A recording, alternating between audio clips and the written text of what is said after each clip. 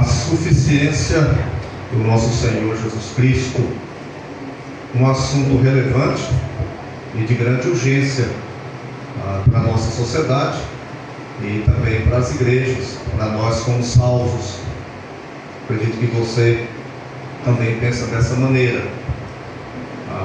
Uma sociedade doente, violenta, corrompida,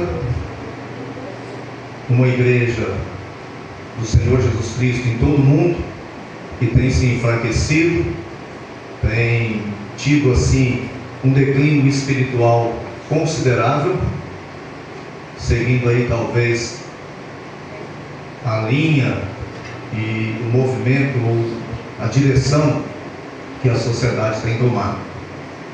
Uma sociedade com medo, com muitas incertezas no coração, cada vez mais dependendo de terapias, de cuidados especiais, da psicologia, dos psicanalistas e assim por diante. Não podemos negar que tal situação tem chegado também no seio da igreja. Quantas crianças com dificuldades, transtornos, adultos se vendo autista e por aí vai. Mas será que Cristo de fato é suficiente para mim, para você, para a nossa sociedade? Andando hoje pela cidade com minha esposa e também com o Ivanildo, nós passamos ali por uma igreja, tiramos uma foto, algumas fotos, e o sujeito que toma conta daquela igreja, ele falando para nós que aquela igreja, que aquele prédio tem mais de 300 anos. De história registrada que eles têm em mãos, mais de 200 anos. Mais um pouco, uma parte da história daquela construção, ela foi perdida. Um grande monumento para a cidade aqui de... esqueci o nome, Baturité, e para a região, não é? Um prédio imponente, como é também aquele prédio do mosteiro. Bonito, imponente, suficiente para aquilo que ele foi construído. Mas que marcas deixaram na vida, ou deixou na vida da comunidade? Tanto material como espiritual. Então a suficiência de Cristo, ela não é algo somente para essa vida. Ela tem que nos fazer olhar para a vida vindoura, para aquilo que nos aguarda, Conheci um jovem há alguns anos atrás, que ele estudava no seminário católico lá da cidade do Crato. E aí ele teve um problema respiratório, construção antiga lá no seminário, na cidade do Crato, seminário católico, não o SPC, o Batista Regular, não é esse, mas o católico. E ele não teve mais condições físicas de continuar como interno. Ele já estava no quarto ano estudando naquele seminário. Então ele teve que deixar o seminário e foi estudar Direito lá na cidade de Iguatu. Se formou em Direito e hoje ele trabalha na capital da Paraíba, em João Pessoa. Ele é escrivão da Polícia Civil. E por algum motivo ele ficou conhecendo a Igreja Batista Regular, começou a frequentar aquela igreja, e através da pessoa com quem ele estava indo para a igreja, eu fui apresentado a ele.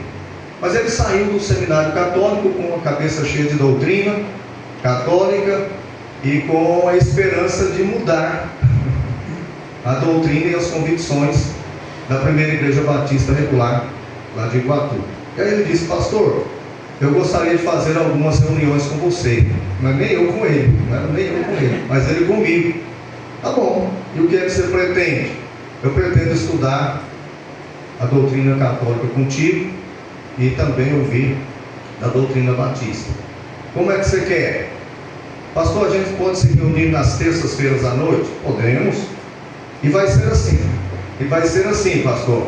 Numa terça eu lidero, falo das minhas doutrinas. Na outra terça você lidera e fala daquilo que você acredita. E ele veio com um monte de coisas, anotações, e foi falando de concílios, e eu explicava para ele cada coisa, e ele, enfim, a gente se reuniu ainda 2 ou 3 vezes, né? E na última reunião, que foi ele que dirigiu, ele foi passando doutrina por doutrina até chegar no purgatório. Falou, mostrou os textos bíblicos, falou a respeito do purgatório. E eu disse assim: meu irmão, na época eu não era meu irmão, mas ele se tornou meu irmão. Eu disse: fulano, essa doutrina do purgatório, por mais bem elaborada que ela seja, eu vejo que é uma doutrina interessante, inteligente, criativa, mas você não acha que essa doutrina, essa sua crença, ela não elimina a morte substitutiva do Senhor Jesus? Ele baixou a cabeça, pensou por uns 2 minutos, ficou em silêncio, levantou a cabeça, olhou para mim com um olhar compenetrado e disse: pastor, eu nunca tinha pensado nisso, mas pense, é bom você pensar. E ele perdeu a condição de continuar naquela noite me doutrinando. E o combinado também era o seguinte: em cada domingo depois do culto, aquele que era responsável pela reunião lembrava o outro: ó, terça-feira. Mas naquela noite, que seria a minha vez, no domingo seguinte, que seria a minha vez de lembrá-lo, ele não passou por mim. Eu fico na porta despedindo das pessoas, ele não passou por mim. E eu notei, eu pensei: uai, como diz o mineiro, uai, está abrindo. Não tivemos a reunião na terça seguinte, no domingo seguinte, também lá, eu não o procurei. No terceiro domingo depois daquela reunião, ele veio até mim e disse: pastor, terça-feira dá certo? Dá certo, bora lá. Entramos, subimos as escadas, que a secretaria lá na igreja fica na parte de cima, e quando nós nos sentamos, eu orei. Ele disse: pastor, vamos olhar novamente o purgatório, me explique um pouco melhor, um pouco mais. Eu expliquei. Quando eu terminei a explicação, meus irmãos, ele disse para mim: pastor, eu não acredito mais na igreja católica romana e nos seus ensinamentos. Eu disse: no que é que você crê? Ele disse: em Jesus Cristo como suficiente para me dar a vida eterna. Pastor, eu quero te dizer que eu sou um salvo em Jesus. Eu disse: domingo eu posso te apresentar para a igreja como irmão? Ele disse: eu quero que você faça isso. Eu disse: querido, quando você estiver vindo na minha direção, que eu anunciar você e chamar você, não será um católico quase padre, com uma mentalidade quase crente, ou quase salvo? Ele olhou para mim e disse: pastor, não brinque com coisa séria. Eu não creio mais na doutrina sobre Maria, não creio em mais nada daquilo que eu aprendi, a não ser a Trindade, e que existe céu e que existe inferno. A partir daquele momento, ele se tornou meu irmão em Cristo, com o nome dele escrito no livro da vida. Mas o que foi necessário para ele? Entender a suficiência do Senhor Jesus. E é isso que nós precisamos entender.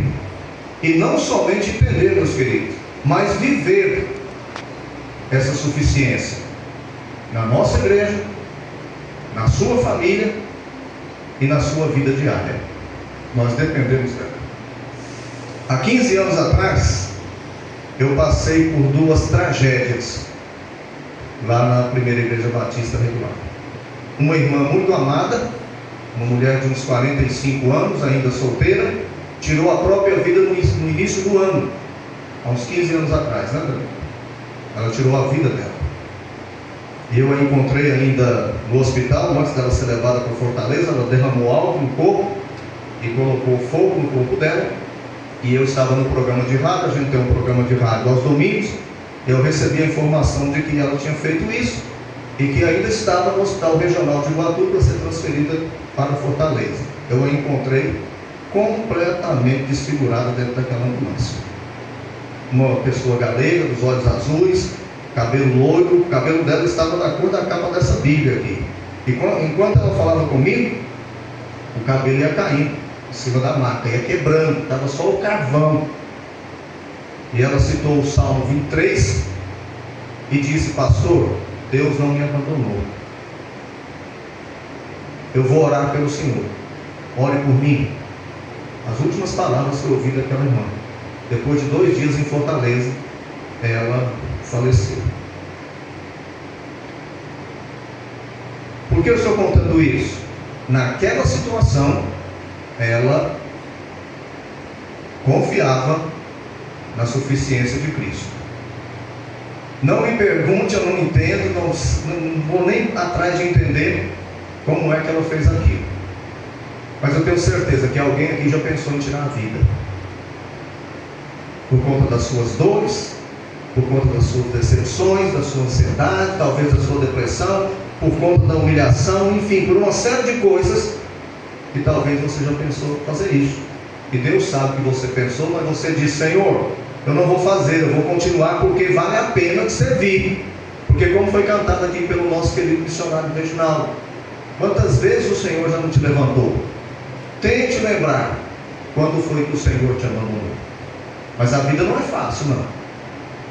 Me lembro que no final daquele ano, quando eu saí do hospital regional, eu passei na casa de um irmão, gente maravilhosa, homem de Deus, vibrante com a obra do Senhor. E quando eu toquei a campainha, ele abriu o portão da garagem dele, olhou para mim, disse para a esposa, ele a chamava de princesa: princesa, traga água para o pastor, porque o pastor não está bem. Só de me olhar, eu tinha saído do hospital. Ele trouxe uma cadeira, colocou lá na garagem, eu tomei a água, e aí eu disse a ele o que havia acontecido. Ele ficou de pé, colocou as mãos na cabeça, depois tirou da cabeça, ergueu as mãos aos céus e disse: pai, eu não acredito que a minha irmãzinha fez isso.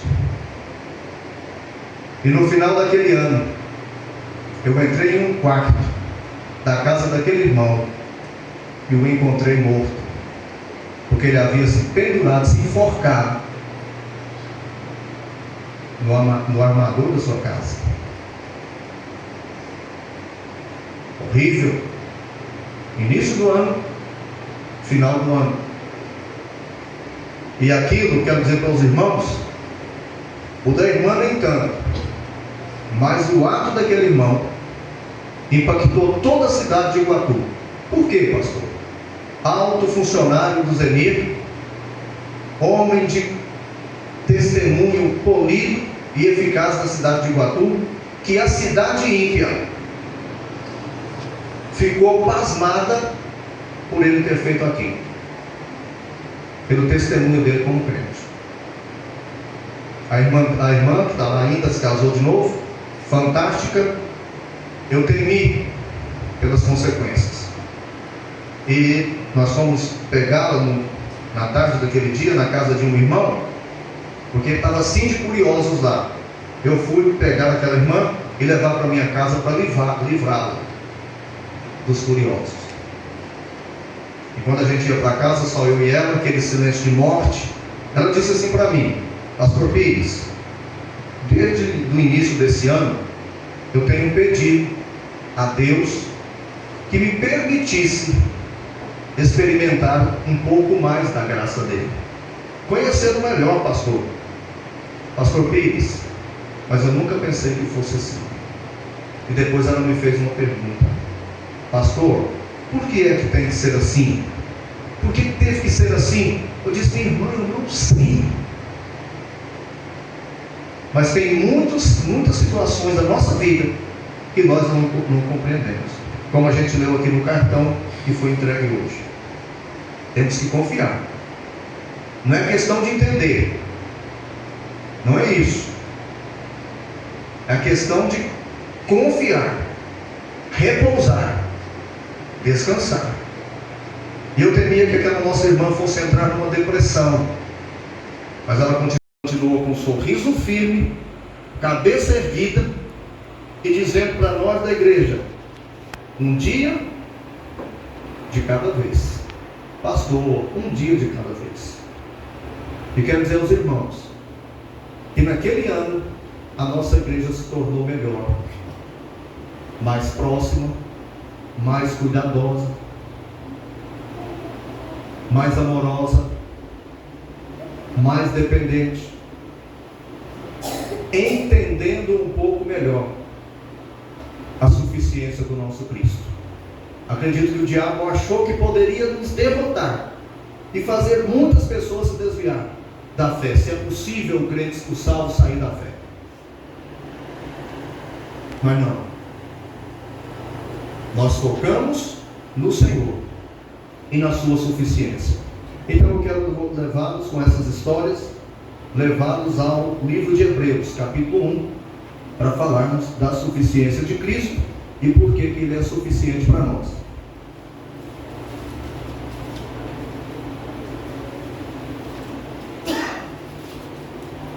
Hebreus capítulo 1,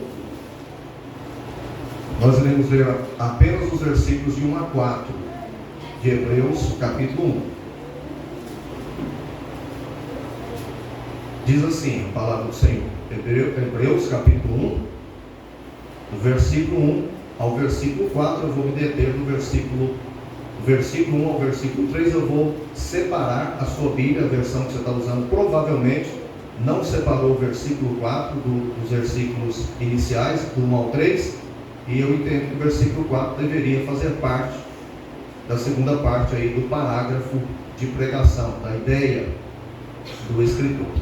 Havendo Deus outrora falado muitas vezes e de muitas maneiras aos pais, pelos profetas, vou voltar aqui. Havendo Deus outrora falado de muitas maneiras muitas vezes de várias maneiras aos pais, pelos profetas, nesses últimos dias nos falou pelo Filho, a quem constituiu o herdeiro de todas as coisas, pelo qual também fez o universo. Eis que Ele é o resplendor da glória, a expressão exata do seu ser, sujeitando todas as coisas pela palavra do seu poder. Depois de ter feito a purificação dos pecados, assentou-se à direita da majestade nas alturas. Mas eu quero ler o 4 também, viu? Tendo se tornado tão superior aos anjos, quanto herdou mais excelente nome do que eles. Antes de entrarmos no texto propriamente dito, você tem que entender alguns aspectos do livro de Hebreus. Um primeiro aspecto, talvez não muito importante, é que nós não sabemos quem foi o escritor do livro de Hebreus. Você pode defender que foi o apóstolo Paulo, você pode defender que foi Silas, você pode defender que foi Barnabé, que foi Apolos, você pode seguir uma dessas linhas.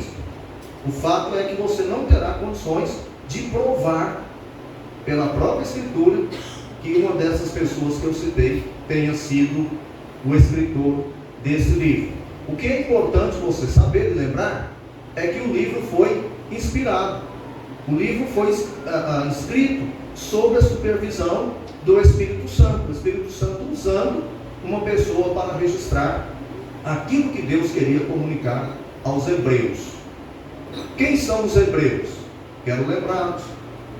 Hebreus são judeus convertidos, que haviam abandonado o judaísmo e abraçado a fé do Senhor Jesus, acreditando que Jesus era suficiente para salvá-los, que o cumprimento da lei era o Senhor Jesus. Então eles deixaram o judaísmo e passaram então a seguir a fé no Senhor Jesus, se tornando parte da igreja daqueles dias.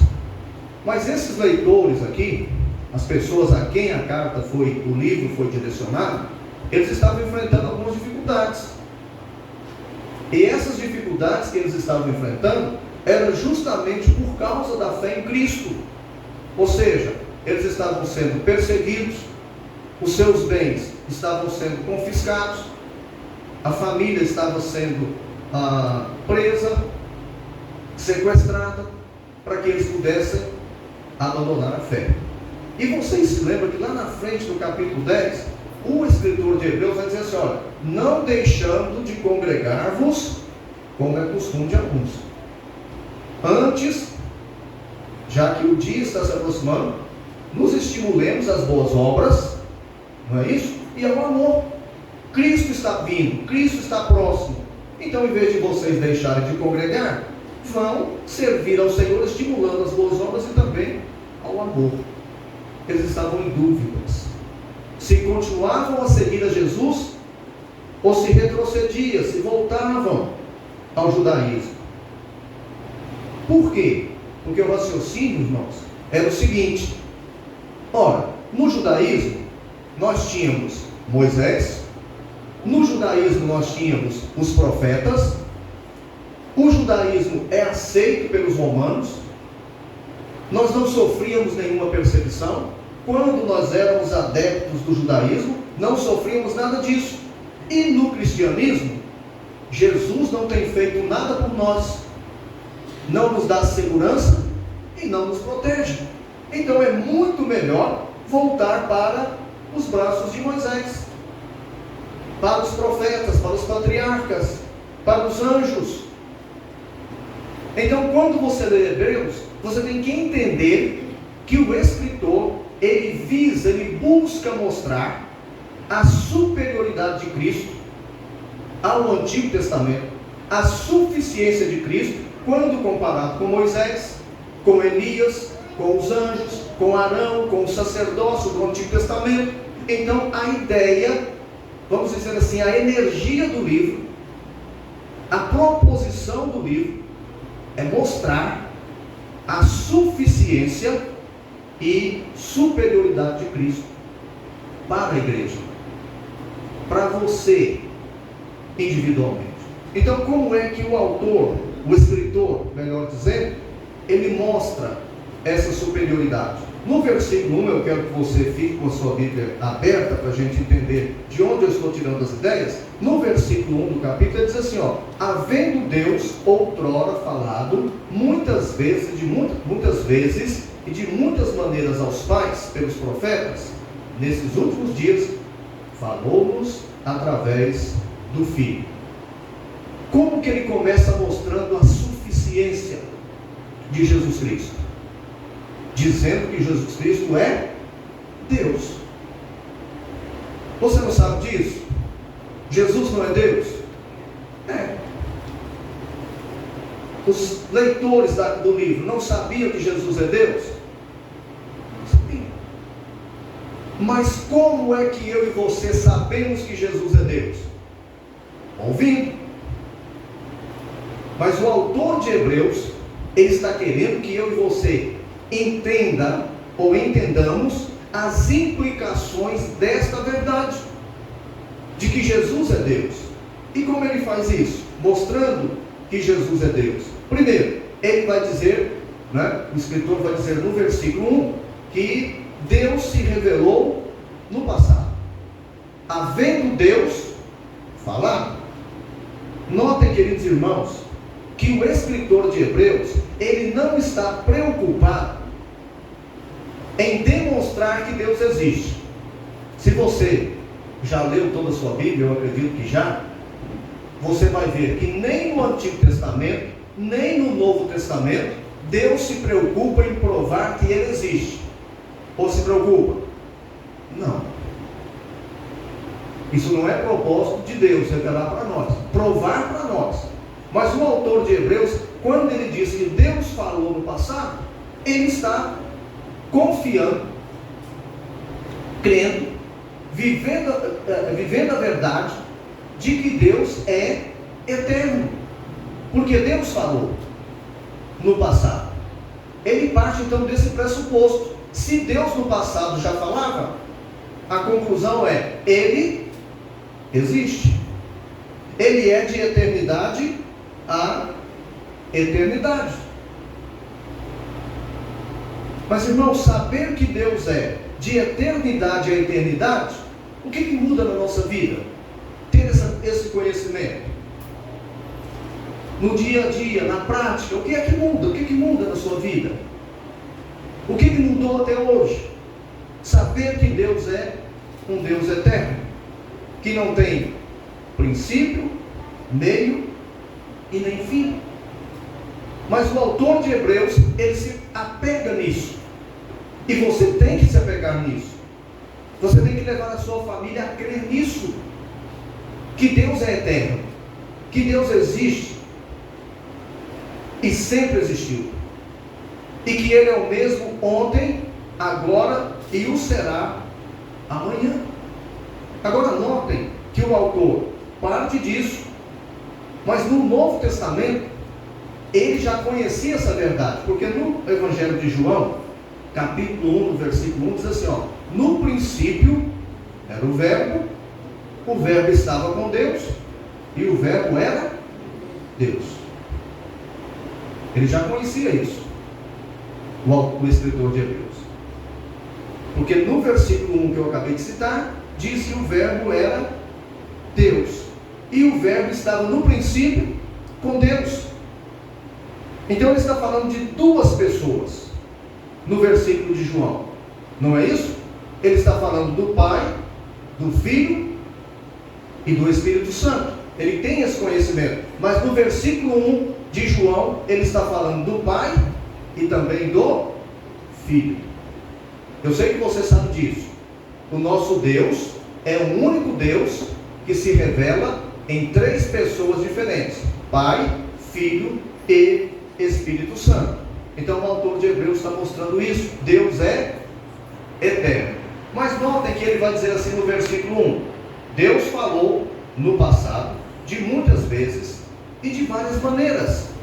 Então você com certeza já perguntou: por que o autor, por que você, se você acredita que é Paulo, você diz assim: Paulo, por que você está enfatizando que o autor falou por várias vezes e de várias maneiras?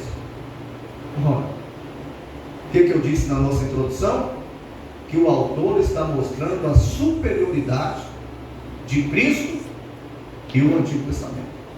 Quando o autor, queridos irmãos, de Hebreus, está falando essas duas coisas várias vezes, de várias maneiras, o que ele está mostrando? Que a revelação do Antigo Testamento, através dos profetas, através de Urim, de Tumim, através de sonhos e visões, são inferiores ao Senhor Jesus. Como assim, pastor? Ora, se eu estou aprendendo a manusear esse som aqui, esse amplificador, né, Adriano? Amplificador, né? O Adriano me ensina uma, depois eu aprendi, veio um rapaz aqui, o Adriano ensina outro, ensina outro, ensina outro. Por quê? Porque esse aparelho, ele será usado, manuseado por várias pessoas. Mas vamos imaginar que o Adriano, ele é a revelação, ele é o conhecimento final desse aparelho. Agora nós vamos trabalhar com esse aparelho a partir do Adriano. Nós precisamos de qualquer outra pessoa. Se todo o conhecimento do aparelho está no Adriano, nós vamos precisar de outra pessoa? Não. É isso que o autor de Hebreus está mostrando. Olha, vocês se gabam, vocês elogiam as revelações do Antigo Testamento, mas lembra, Deus falou de um jeito, de outro, porque ela não era perfeita, não era suficiente para vocês. E uma outra verdade que o autor de Hebreus, escritor de Hebreus, está nos mostrando, que essas revelações, meus queridos irmãos, eram feitas a quem? Falou a quem no passado? Aos pais. E quem são os pais? Os judeus do Antigo Testamento. E o autor de Hebreus está dizendo: olha, no Antigo Testamento a verdade era revelada apenas aos judeus. Mas ele vai seguir dizendo: olha, agora ele vai falar plenamente em Jesus Cristo. Então veja que o autor, ele começa mostrando que o Senhor, que Deus, ele é autoexistente, para poder provar que o Senhor Jesus é esse Deus. No versículo 2, ele apresenta nos dá uma outra informação. No versículo 2, aí ele aponta que Jesus é Deus. Veja o versículo 2 conosco, novamente. Nesses últimos dias, nos falou pelo Filho, a quem constituiu o herdeiro de todas as coisas, pelo qual também fez o universo.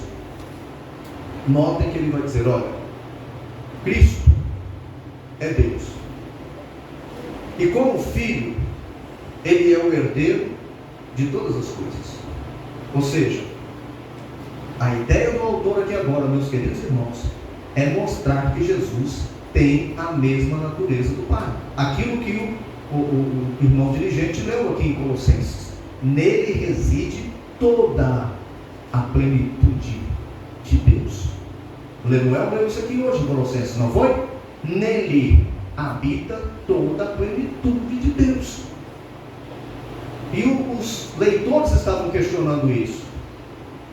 Que ele fosse Deus, que ele cuidava, que ele estava olhando para as suas necessidades.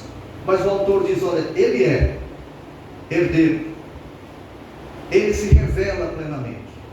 E no versículo 2 ainda, vai dizer que Jesus realizou as obras de Deus. Como que nós vemos isso? Jesus é o Criador, conforme o versículo 2, de quê? De todo o universo. Jesus executou as obras de Deus. Eu te pergunto, você é obra de Deus? Então você é obra de Jesus. Ele fez você. E não somente fez você, como ele te ama com um amor eterno. E ele te deu um perdão eterno. Ele te deu uma vida eterna. De maneira, meu querido irmão, que o que acontece com você aqui nesta vida, os sofrimentos, as angústias da sua família, dos seus filhos, da sua esposa, do seu esposo, todas essas tribulações da vida, porque você é de Cristo, não são para se comparar com tudo aquilo que nós iremos receber na eternidade. Mas pastor, eu vivo aqui, sim, uma vida contaminada por causa do pecado. Você é egoísta, não é? Assim como eu. Você é orgulhoso, assim como eu. Você é medroso, assim como eu, né? Você é vaidoso, assim como eu. Você quer que tudo gire em torno de você, assim como eu. E essas coisas vão nos levando a um sofrimento profundo. E nós começamos a perder o foco da eternidade. Nós agigantamos os nossos problemas, meus queridos, e diminuímos a capacidade de Cristo em cuidar de mim e de você. Porque nós temos uma herança maldita. Qual é a herança maldita? Pecado. E qual é a consequência do pecado na minha vida? Que eu quero uma vida boa. O que é uma vida boa? Uma vida com ausência de sofrimento, de doença. Eu quero prosperidade, eu quero vencer, eu quero ter uma boa conta bancária.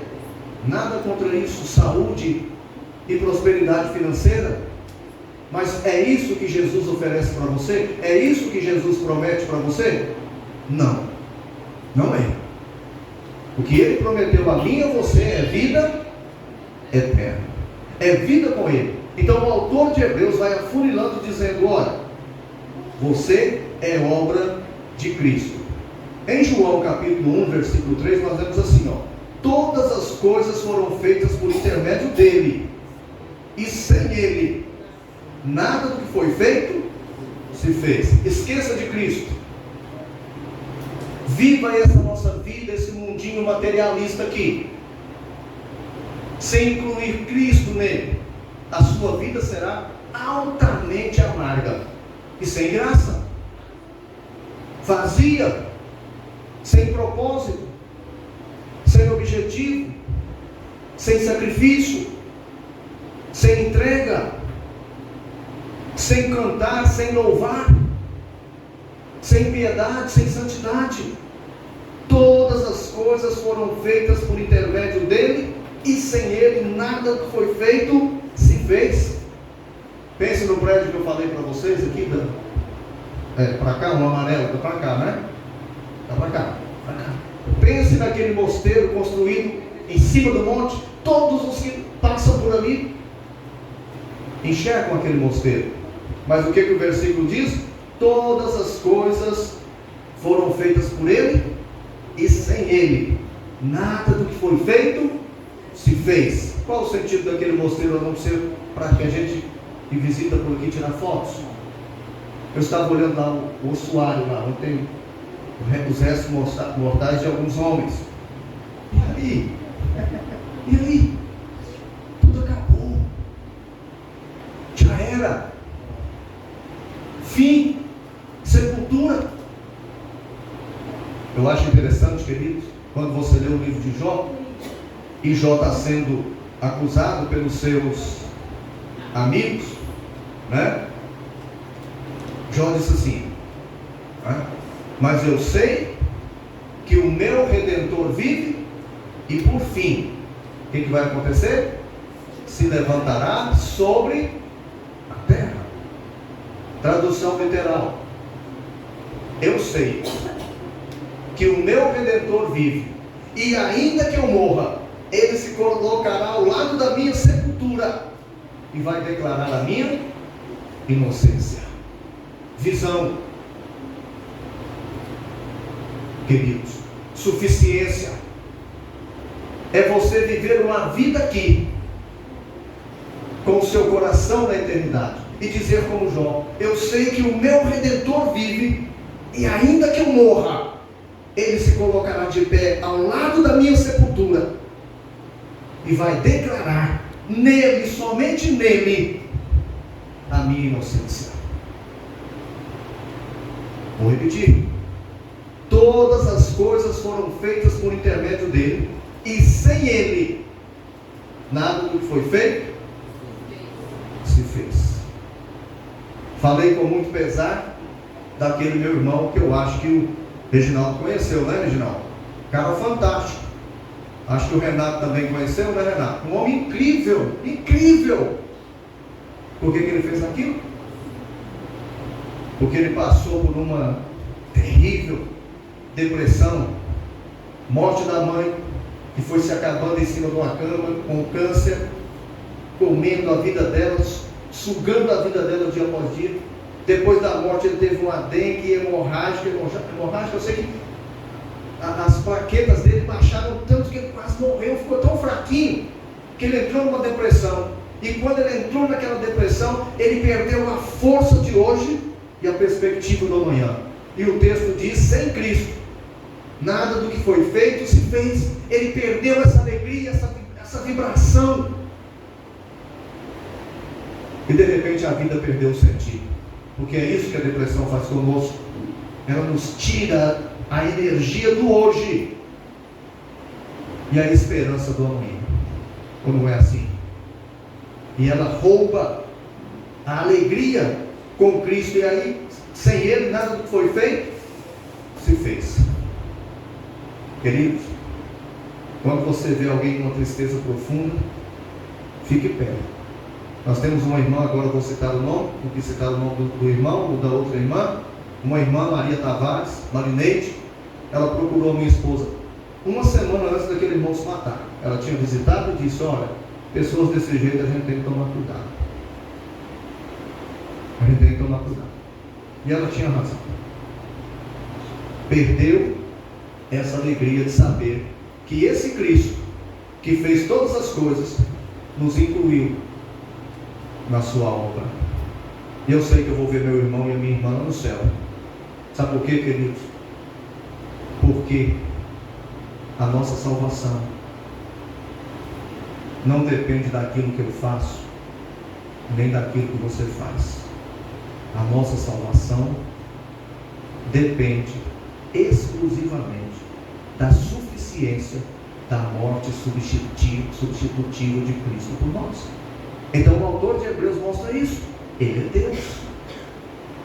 E Ele criou todas as coisas, inclusive você e eu. Você já leu o livro de Jó, não já? Hoje a gente entende o que estava acontecendo, mas tente lembrar, ou tente pensar em Jó.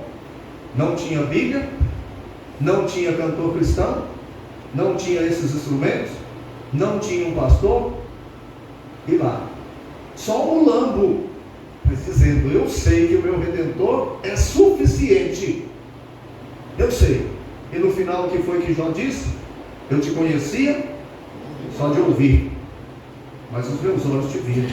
Meus irmãos, muitas vezes, abrindo aqui um parênteses, muitas vezes Deus joga você no chão, me joga no chão, com uma doença, com uma crise, com um sofrimento profundo. Ele nos coloca lá embaixo, humilhados. Sabe para quê? Para que eu e você, a gente saia daquele pedestal de autossuficiência, olhe para a suficiência dele e diga: Senhor, eu sou carente e dependente da tua graça, ajuda-me, Senhor. Ou ele não tem feito assim com você?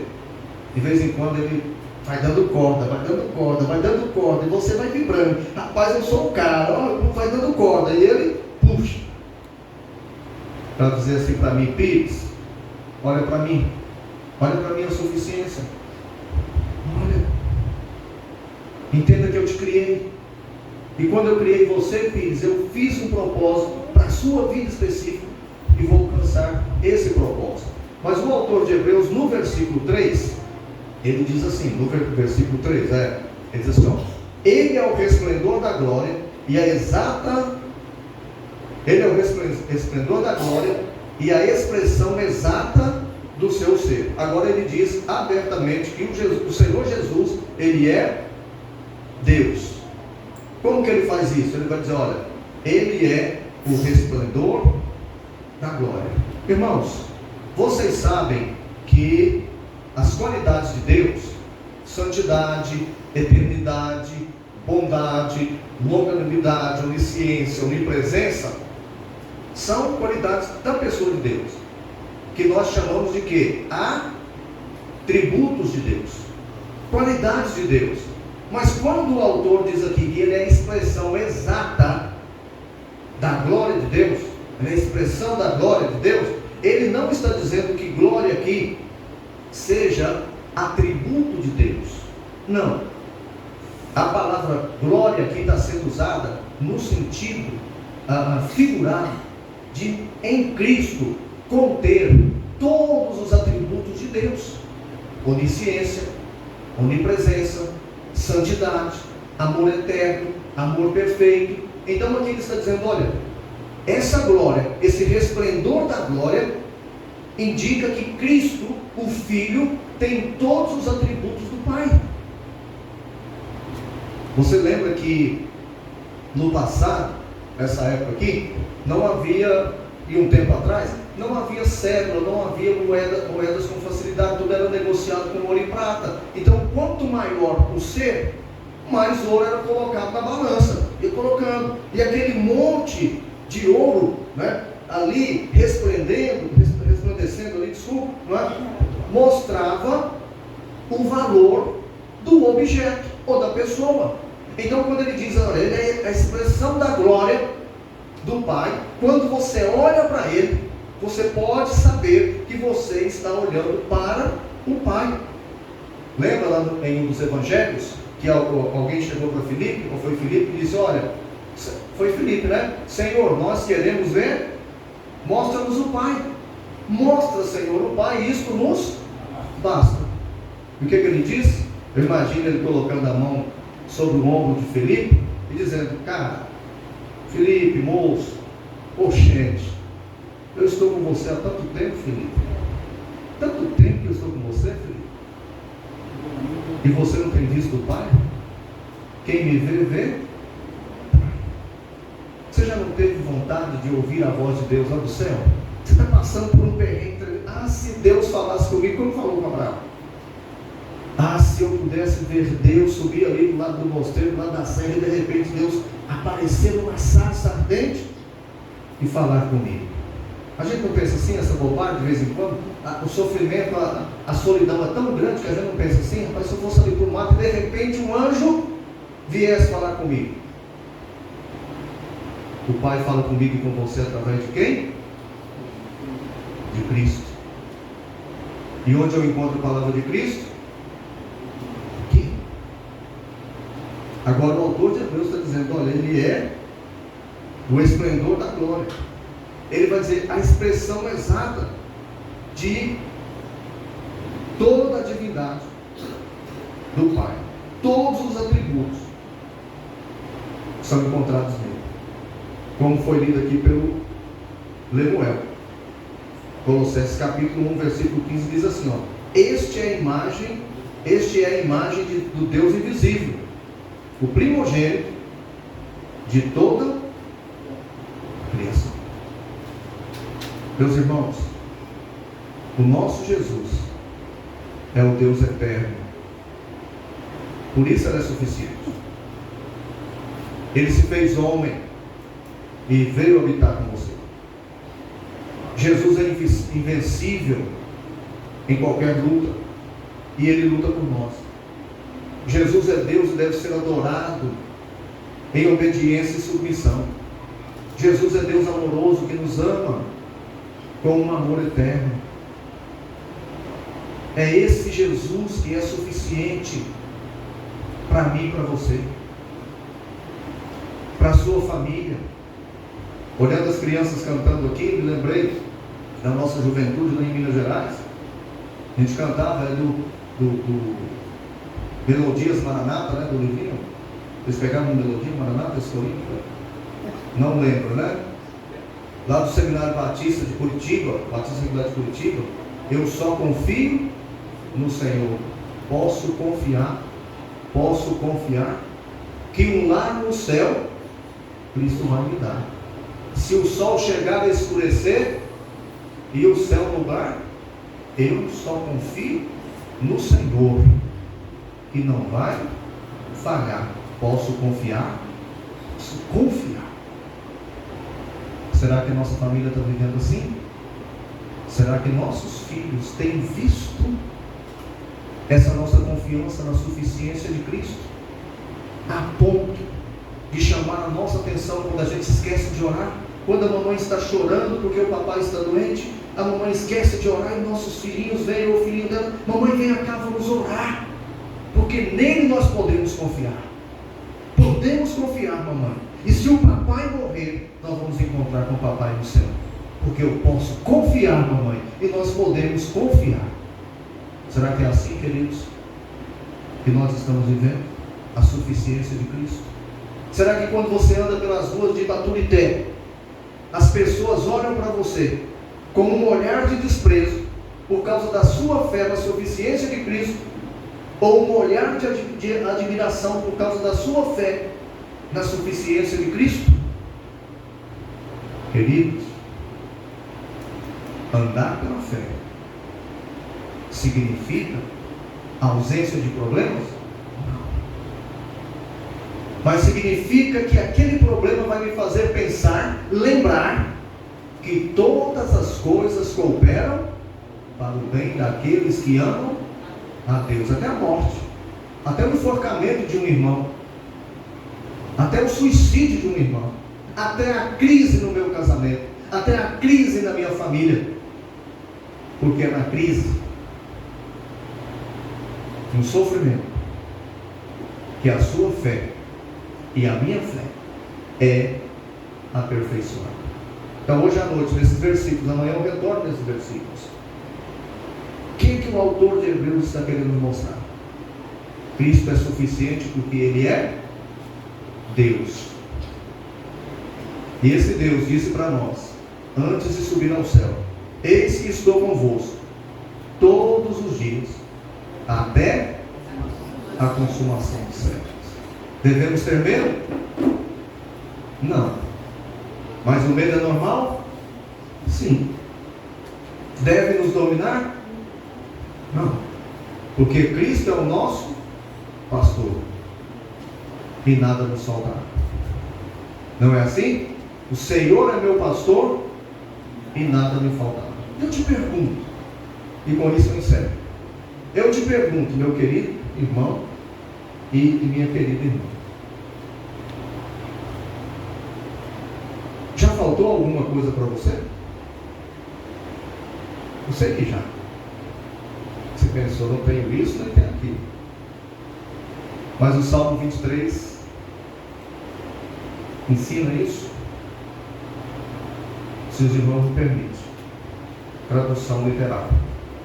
Uma mais próxima do que está lá no original. O Senhor é o meu pastor e eu não terei necessidade de mais nada. Por quê? Porque como ovelha, tudo aquilo que eu preciso o Senhor tem me dá. E se eu não tenho, é porque o Senhor sabe que eu não preciso, ou que aquilo vai me fazer um baita mal. Hoje à noite eu quero que os irmãos guardem isso. Cristo é suficiente porque Ele é Deus. E se Ele é Deus, Ele é suficiente para mim também e para você. Amém? Amém? Pai Santo, muito obrigado pela Tua palavra que fala de maneira simples e não simplista, mas não simplista, ao nosso coração. Querido Deus, olhando para a nossa história de vida, a história de vida de cada membro dessa igreja aqui e da sua igreja, nós temos que declarar que não tem sido fácil viver essa suficiência. Erramos, falhamos, caímos, mas Senhor, nós queremos vivê-la e estamos aqui nessa noite com a intenção de vivê-la. E por isso nós pedimos, meu Deus, que essa verdade da Tua palavra, que o nosso Senhor é Deus conosco, é o Emanuel que veio habitar conosco, possa aquecer o nosso coração, no momento de dor, de tristeza, de sofrimento e no momento de alegria. E que cada família aqui, a começar pela minha, possa viver diariamente essa verdade, que em crise ou sem crise, que o nosso Jesus continua sendo suficiente para a Tua igreja e suficiente para nós individualmente. Ó Senhor, aumenta a nossa fé, nos faça ver diariamente o Teu poder se aperfeiçoando na nossa fraqueza. Querido Deus, quebranta aquele coração endurecido aqui nessa noite e cura, restaure aquele coração quebrantado. O Senhor conhece a minha necessidade e a necessidade de cada um dos irmãos. Então trabalhe conosco, Senhor, segundo elas e segundo o Teu amor generoso para com a igreja e para com cada família. Assim eu oro em nome de Jesus. Amém. Obrigado, meus irmãos.